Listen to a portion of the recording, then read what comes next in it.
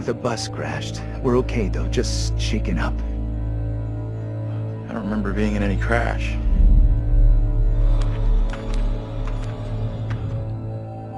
Well, here we are on set of Little Hope, part of the Dark Pictures Anthology. Tell me about the characters you play in the game. Yeah, very exciting. I play Andrew, who is a student on this trip to the town of Little Hope. You know this place? No. I mean, I don't think so. I also play Anthony and I play Abraham, all existing at different time periods in different places.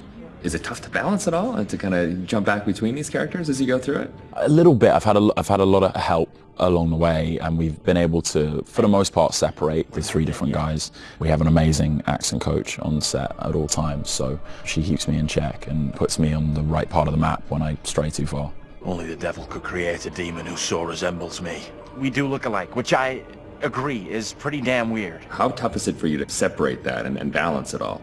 Yeah, it's interesting. Andrew, being the character that I embody for most of the time, was a little bit easier for me. I related to him naturally. He's this socially awkward, repressed student, and I certainly as a student was pretty socially awkward and repressed, so I could relate to him a great deal. You seem uncomfortable around kids your own age. This trip is actually my first time away from home. Oh, you picked a real beauty. Yeah, well, if I ever make it back, I'll sure have something to talk about. The other character, Anthony, is slightly more immature, comes from a big family. I can also relate to that. And dealing with the family dynamic and playing that sibling friction was also something that I think a lot of people can relate to. And that was fun. Another sort of element of the challenge, which I really enjoyed. And then there's Abraham, is the third character that I'm responsible for. We have to stop this. The only madness is right here in this court. And the nice thing that exists in all three of them is this motivation to do good, to do right. And I think all three characters I really had admiration for. They seem to be like morally adept, and it's important to respect, I think, the characters that you play, or at least identify something within them that you respect. And I respected all three of the guys that I played. I know what must be done here. And they're all so very different, and even the level of the accents change between them. Is that something that's challenging to navigate? Yeah, that's been really fun for me. It's been, when playing Andrew, I've been doing a relatively neutral American accent, but we've sort of based most of the action in New England, so it does lean towards the East Coast, and it doesn't take on too strong of a characterization in either direction. The vocal work for Anthony is similar to that, but because Anthony lives within the 1970s, there's been a little bit of tweaking to the accent in order to accommodate the times. And then Abraham's an entirely different accent. It's been a bit of guesswork as far as constructing that accent, because there's no recordings of what people sounded like at that time. But I suppose the closest thing to it, we imagine, is a kind of Northern English accent. And my dad's from Yorkshire, so I've basically been ripping off what my dad sounded like when he was younger. She talked in this really weird accent. Was that even American? And also with the process itself is a huge, like a learning curve, like you say, with the performance capture. What's the process been like for you? Have you been able to adapt? Do you feel at home now wearing the helmet? And Yeah, it's funny. I mean, it presents a whole host of challenges. It can get a little uncomfortable. Okay. After a while, it can get a little uncomfortable. You never forget the first time you go for a wee wearing that headset, thinking, am I on some sort of screen somewhere in the studio right now? Can people see me weeing? But you soon get used to the headset and the pack that you're wearing. And I think the best thing you can do is try and remove that from the equation entirely and just make it about looking at the person opposite you. Some of the more physical stuff is challenging, because if you do want to move around and you do want to add a physical performance to whatever facial, emotional things that are being captured, you have to be careful that the sound isn't being compromised because of your movements. But, you know, in lots of ways it's been quite freeing too. We move at a great pace. There's little repetition over the same thing. There's lots of variation, but little repetition really. And we have an opportunity to move freely about the space pretty much. We're not confined to marks, and we don't have to relight every single moment. It's go, go, go. It's been 100 miles per hour, and I've loved the intensity of it. It's been great. But we're looking for our bus driver. What? Have you seen him? Yeah, that's funny.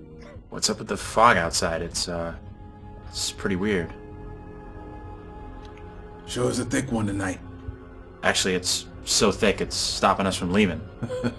Yeah, I know that feeling. You're, trapped here too, then? And cut. It's a whole different pace, I feel, than what you normally when you're setting up a scene and you shoot front to back, and then now it's kind of like you're just jumping in and you're just like stop, start. It must be kind of refreshing in a way. 100%, yeah. You can start in the morning and by lunch you've died and come back to life 4 or 5 times, whereas on a film set you would have had to shoot for several weeks to get that material. So you do blast through a ton of content. Run! Get the hell out of there! Look out! Yeah, it's gonna be really cool to see yourself in a video game. It's gonna be an incredible experience too. And then now your friends and family members can like play you in a game. That must be a whole weird feeling. Yeah, that is really weird. It's strange enough seeing my face on screen in anything, but you're really mad and exciting, I guess, to think about being in a video game. I guess that's like a little kid's dream in lots of ways, so I feel very lucky. It's incredible. Your friends are gonna call you, but like, I killed you. Yeah, I killed you 3 times, and they're like, good to speak to you too, bud. Yeah, thanks for the call. Would you confront your fears or would you run away? I want to say confront my fears. After this experience, I would confront my fears. Maybe previously I would have run away.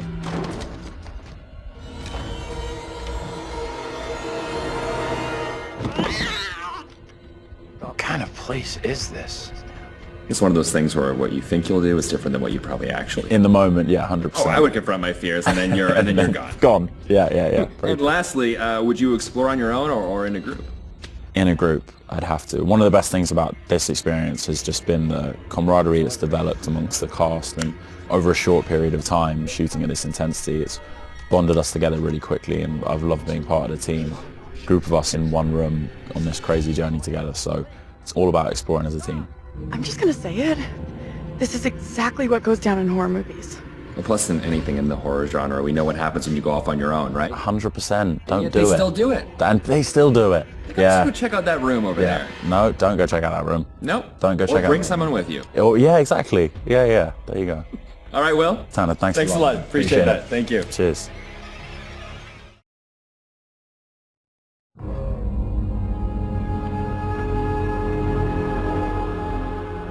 I just saw someone in the woods. Okay, very good. We're freaked. Who's there? Whoever you are, this isn't funny at all. The demons are an integral part of the story of Little Hope. It's the crux of a lot of the things that happen, and that informs a large part of what we're doing. The starting point for each of the demons was the style of execution. They're based on a character that gets killed. That then informs how the character behaves, how it moves, how it sounds, and those are all brought together to give us that convincing, terrifying demon. In order to make convincing demons, you need to ground them in nature. So what we do is we use our understanding of anatomy and our deep understanding of biomechanics and the principles of the way things move and the way things actuate, and we apply this to the demon design. We obviously start with the production design. The production design is a drowned demon. What we need to do then is look for extra reference. We have to look at stuff like autopsies. We'd look at what happens to the skin when it gets exposed to water for a long time. We have to look at creatures from underwater. We look at various types of fish. Loads of images and real-world reference helps, although it's slightly gruesome. This particular demon we're looking at is the one that's been hung. We didn't want to show the whole of this character, and right from the beginning we said, let's focus on the areas which are the most terrifying. And so the overall silhouette of the character was to be like this twisted rope. Her limbs had coiled, and so we were exaggerating the metaphor of this hanging. 1,000 years of being trailed along the ground, it had worn away her feet, the bones being worn down, the nails being broken off. She'd been in pain for a long time. The most key of all of the elements was the face and how we framed that, and that was that broken, twisted neck, one eye remaining, a tear coming out because it's that last remains of her soul. The noose was digging into her neck, and her tongue was actually so bloated and grown that actually became a feature for us in the game, that tongue actually becomes a grapple to get hold of some of the characters. To animate a demon, we would start with looking at how they walk or move forward. Some of them are dragging themselves, and then also how they would attack their victims, just flesh out the layout and the choreography of it. Mocap is a big help. Obviously, it's a lot faster than keyframing from scratch. So we decided to use it as a base for some of them, and then we would layer on top of that all the characteristics that bring them to life, even though they're dead. The Crush Demon in particular was difficult to work with because we weren't able to use motion capture footage. So that is going to be completely hand animated. So that meant we were really starting from scratch. All the other demons, we did use actors' footage. So we have a lot of actors with spikes tied to them, limping across the scene. Let's get the fuck out of here! On the Broke Demon, we asked the actor to use various props to try and achieve the sort of movement that we wanted. And I think he did a great job. It was really successful. We've had to, again, add on to that to help with the weight and the believability.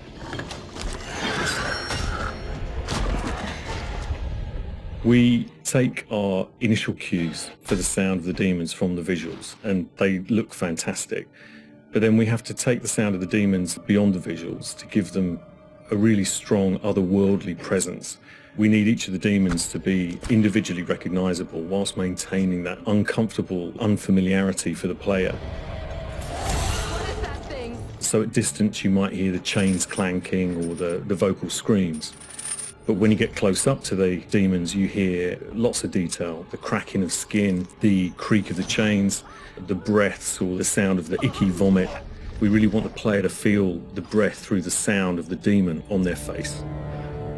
Angela, no! When we're thinking about the camera work for the demons, one thing that was really at the forefront of my mind was trying not to show too much, trying not to lose all restraint, and I think that's a really easy trap to fall into with CG in general, and especially with games that you've got all these monsters that you've built and you've spent a lot of time working on, and it's really easy just to go straight to putting everything on screen. But thinking back to some classic horrors, classic monster movies, a lot of times there the directors had to use a lot of restraint and just show little bits and pieces because they didn't have that kind of budget or that kind of effect to really make it convincing. And there's something about that I really like, that I wanted to bring back to Little Hope. So when I was directing the camera team, I asked them to show little bits, little glimpses, a clawed hand here, a shadow on the wall there, the chains rattling, whatever the key characteristics were of that demon. The interesting thing with that is that I think sometimes your imagination as a viewer fills in the blanks in a far more terrifying way than we really could. So we tried to build up that suspense, working up to this big reveal where you finally see full on in the light this thing that's been hunting you down in all its gross, horrific glory. With the demon scenes, lighting definitely had a key part to play as well. It had to work complementary to what we wanted to do with the cameras, but also there's some specific things you can do with lighting that really lent itself to this task. So one of the big ones was the use of silhouettes. The demons have really interesting form and really interesting shapes. They're very unusual, you know, these humanoid creatures all distorted, and we wanted to use that without revealing too much. So quite often we try to use backlighting, or the fog that's present all through Little Hope is a really useful tool for silhouettes, as you can have this nice separation with a brighter background and then have the creature dark in the foreground. It was a nice way to make them feel even more gross than they really were. The Little Hope narrative is extremely multi-layered, and the demons not only represent the tortured souls of the characters, but they also represent the psychological trauma that humans can obtain through witnessing traumatic events. So when the game opens in the prologue and the main character is witnessing these traumatic events, we underscore this with really strong male Gregorian choir, which we use later in the game when the demons are attacking to really strengthen and reference that psychological trauma with the tormented souls of the characters. Run! Now! The Broken Demon's the most terrifying because of the way it moves. It's really unsettling because you can't anticipate where it's going to go next. All the limbs are breaking and it's all moving in a really erratic way. So if you were to try and escape from it, you wouldn't know where to go because it might go there or it might go over here. So that's the most terrifying in terms of unpredictability, I suppose, and having a deep effect on your psyche. Interestingly, when you work at Supermassive, you get immune to horror. That's one thing I've definitely noticed. The powers of horror somehow get lost in me every time I'm watching a horror movie. I don't get so scared anymore just because I see this stuff every day. But doing those demon scenes, I must admit, even watching them back as they were work in progress, it was always like fairly distressing and fairly horrific. So hopefully some of that comes across in the experience for the player too.